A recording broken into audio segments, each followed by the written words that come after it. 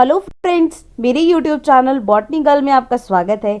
तो चलिए स्टार्ट करते हैं class 7 science chapter 17 forest our life line exercise. तो वीडियो स्टार्ट करने से पहले अगर आपको मेरी वीडियो अच्छी लगे तो प्लीज़ मेरी वीडियो को लाइक करें, कमेंट करें और मेरे चैनल को सब्सक्राइब करना बिल्कुल ना भूलें and press the bell icon ताकि आपको मेरी सारी न्यू वीडियोज़ की नोटिफिकेशन तुरंत मिलती रहे। तो चलिए स्टार्ट करते हैं। Question number 1 is explain how animals dwelling in the forest help in it to grow and regenerate। आपको क्वेश्चन नंबर 1 में ये बताना है कि कैसे जो एनिमल्स ड्वेलिंग्स होती हैं फॉरेस्ट में वो हेल्प करती हैं फॉरेस्ट को ग्रो करने में और रीजनरेट करने में। Answer is animals help in growing and regenerating forest in many ways. जो एनिमल्स होते हैं वो फॉरेस्ट को रीजनरेट करने में और ग्रो करने में बहुत सारे तरीकों से हेल्प करते हैं। Animal work as a cleaning agent in the forest. जो एनिमल्स हैं वो एज अ वर्क करते हैं क्लीनिंग एजेंट फॉरेस्ट में। Microorganisms work on the dead bodies of plants and animals and regenerate them. देखिए, जो माइक्रो ऑर्गेनिजम्स हैं वो डेड बॉडीज जो होती है प्लांट्स की, एनिमल्स की, उन पे वर्क करती हैं और उन्हें डीजनरेट करती हैं। Animals also help in the pollination which help in growing a number of plants. देखिए, जो एनिमल्स हैं वो हेल्प करते हैं पॉलिनेशन में भी, जिसकी वजह से जो बहुत सारे प्लांट्स होते हैं वो ग्रो करते हैं। हर्बीवोरस हैं वो हेल्प करते हैं कार्निवोरस को ग्रो करने में और उन्हें और हर्बीवोरस जो है वो एज अ फूड सर्व होते हैं कार्निवोरस के लिए। दस जो फ्लोरा और फौना है वो म्यूचुअली वर्क करती है फॉरेस्ट को रीजनरेट और ग्रो करने में। Question number 2, explain how forest prevent floods. Question number 2 में आपको ये बताना है कि कैसे जो फॉरेस्ट है वो प्रिवेंट करते हैं फ्लड्स को। Answer is forest can absorb a lot of water. The roots of the tree absorb a water and prevent it from flowing away. The roots in the tree also help in the percolation of water into the soil and help in the preventing floods। देखिए, जो forest है वो बहुत सारा water absorb कर लेते हैं। कैसे करते हैं कि जो रूट्स होती हैं ट्री की वो वाटर एब्जॉर्ब करती हैं और वो प्रिवेंट करते हैं कि सॉइल जो है वो उनको ट्रीज जिसको बहा ना ले जाए।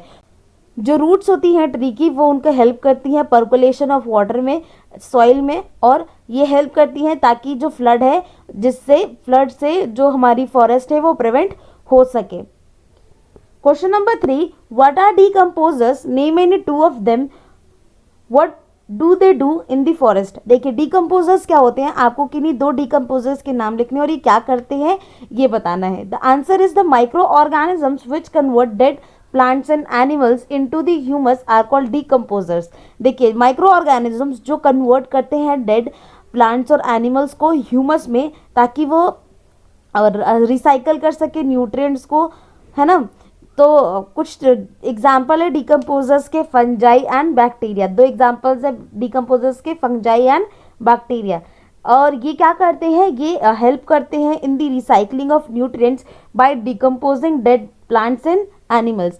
और जो बैक्टीरिया और फंजाई क्या करते हैं कि ये रिसाइकल करते हैं न्यूट्रिएंट्स। कैसे डिकम्पोज करते हैं डेड प्लांट्स और एनिमल्स को और उसको कन्वर्ट करते हैं ह्यूमस में।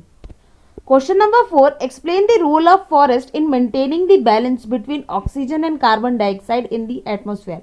क्वेश्चन नंबर 4 में आपको ये बताया है कि कैसे जो रोल है फॉरेस्ट का वो हेल्प करता है मेंटेन करने में बैलेंस ऑक्सीजन और कार्बन डाइऑक्साइड की एटमॉस्फेयर में।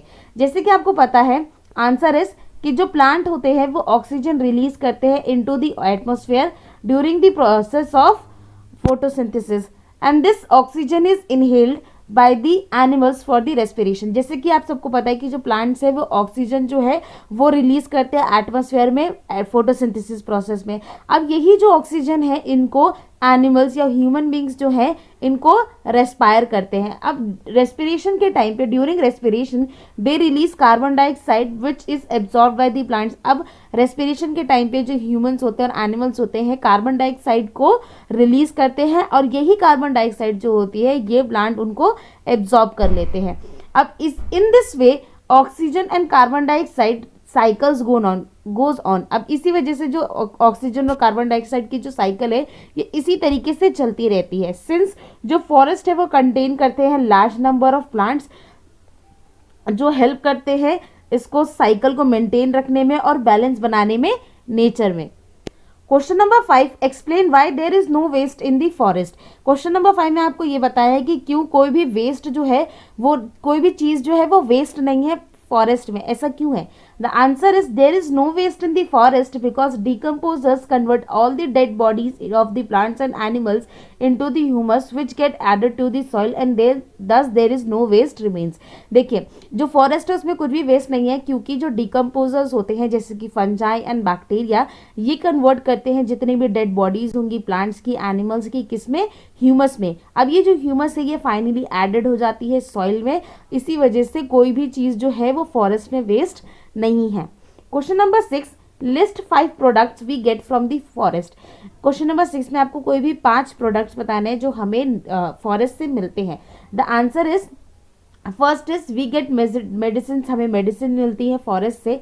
Second is we get gum from the forest, हमें गम मिलता है फॉरेस्ट से। Third is we get wood which we use for many purpose like making furniture, paper extra, हमें wood मिलती है जिसको हम बहुत सारे पर्पसेस के लिए यूज करते हैं जैसे फर्नीचर बनाने के लिए, पेपर बनाने के लिए।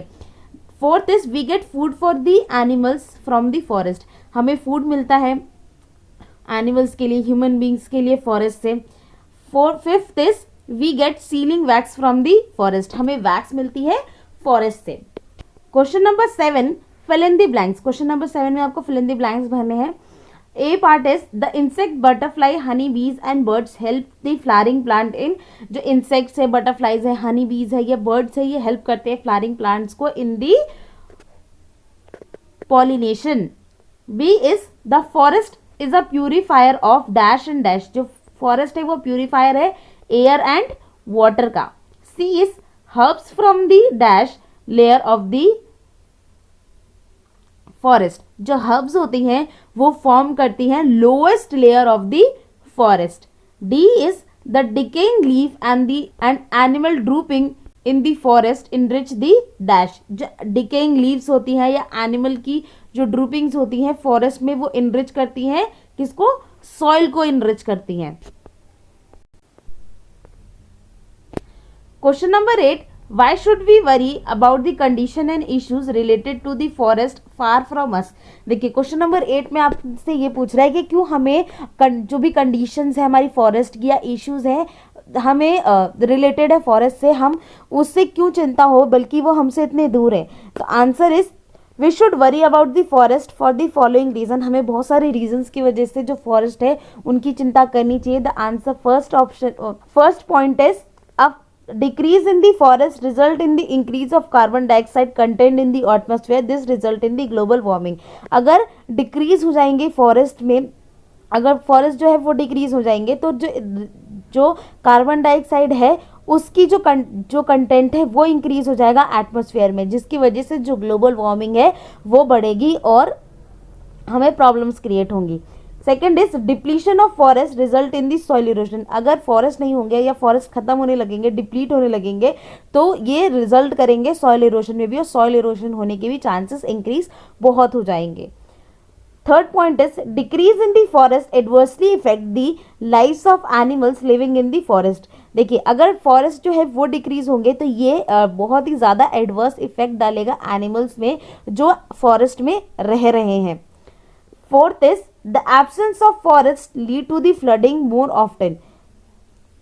ऑफन। देखिए अगर फॉरेस्ट नहीं होंगे तो फ्लड्स आने के चांसेस भी बहुत ज़्यादा इंक्रीज हो जाएंगे। Next is due to the reduction of forest land will turn barren, this result in the desertification. अगर जो फॉरेस्ट लैंड है वो कम होने लगेगा तो जिसकी वजह से जो लैंड है वो कैसा हो जाएगा? बैरन हो जाएगा, और ये रिजल्ट करेगा किसमें? डेजर्टिफिकेशन में।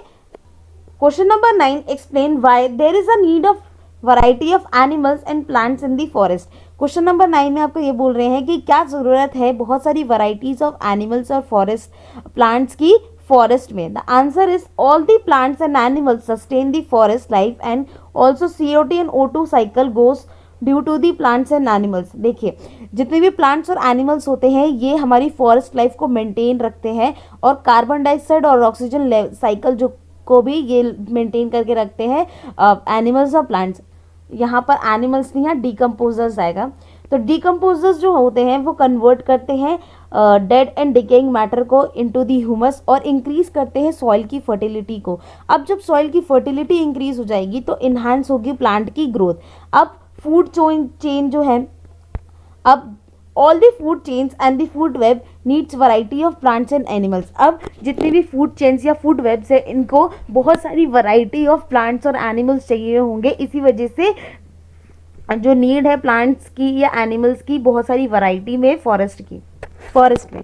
Question number 10. In figure 17.15, the artist has forgotten to put the labels and direction of the arrows. Mark the direction on the arrows and label the diagram using the following labels. Clouds जो हैं, these are the clouds, आपको diagram में दिखाया हुआ है। Rain हो रही है।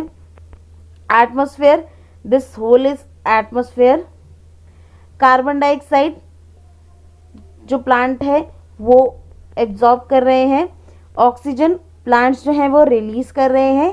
प्लांट्स ये रहे। Animal, this is the animal. Soil, these are the roots and this is the water table. एक बार आप डायग्राम अच्छे से देख लीजिए। This is the diagram. Question number 11, which of the following is a not a forest product. Question number 11 में कि आपके पास 4 ऑप्शन है, इनमें से कौन सा फॉरेस्ट प्रोडक्ट नहीं है। Option A is gum, option B is plywood, option C is sealing wax and option D is kerosene. तो जो केरोसिन है ये हमें मिलता है फ्रॉम दी पेट्रोल, तो ये कैसा है, ये फॉरेस्ट प्रोडक्ट नहीं है। बाकी गम, प्लाईवुड और जो सीलिंग वैक्स है ये क्या है, ये फॉरेस्ट प्रोडक्ट है। Question number 12 is which of the following statement is not correct. Question number 12 में ये बताना है कि कौन सी जो फॉलोइंग स्टेटमेंट्स है वो करेक्ट नहीं है। तो first is the forest protect the soil from the soil erosion. जो फॉरेस्ट है वो प्रोटेक्ट करता है सॉइल को सॉइल इरोजन से। Second is plants and animals in the forest are not dependent on one another. जो प्लांट्स और animals है फॉरेस्ट में वो एक दूसरे के ऊपर डिपेंडेंट नहीं है, दैट इज फॉल्स। जो प्लांट्स और एनिमल्स है वो डिपेंडेंट है एक दूसरे के ऊपर। तो जो ये सेकेंड ऑप्शन है ये इनकरेक्ट है। 13 is micro organisms act upon the dead plants to produce. जो माइक्रो ऑर्गेनिजम्स है ये एक्ट करते हैं डेड प्लांट्स पे और क्या प्रोड्यूस करते हैं। Option A is sand, option B is mushroom, option C is humus and option D is wood. The answer is humus. जो माइक्रो ऑर्गेनिजम्स हैं वो एक्ट करते हैं डेड प्लांट्स एंड एनिमल्स में और प्रोड्यूस करते हैं ह्यूमस, और जो इंक्रीज करते हैं सॉइल की फर्टिलिटी को। तो आज के लिए इतना ही। अगर आपको मेरी वीडियो अच्छी लगे तो प्लीज़ मेरी वीडियो को लाइक करें, कमेंट करें और मेरे चैनल को सब्सक्राइब करना बिल्कुल ना भूलें and press the bell icon ताकि आपको मेरी सारी न्यू वीडियोस की नोटिफिकेशन तुरंत मिलती रहे। Thank you so much.